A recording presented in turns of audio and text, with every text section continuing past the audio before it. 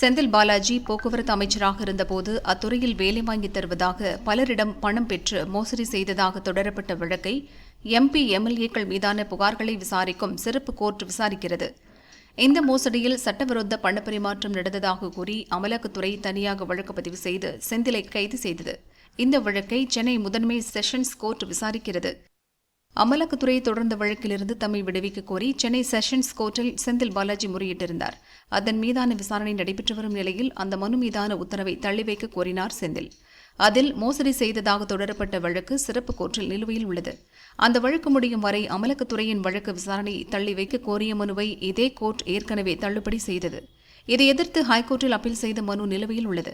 எனவே ஹைகோர்ட் தீர்ப்பு வரும் வரை அமலாக்கத்துறை வழக்கிலிருந்து விடுவிக்க கோரிய மனு மீதான தீர்ப்பை தள்ளி வைக்க வேண்டும் என கேட்டிருந்தார். இந்த மனுவை சென்னை செஷன்ஸ் கோர்ட் நீதிபதி அல்லி இன்று தள்ளுபடி செய்தார்.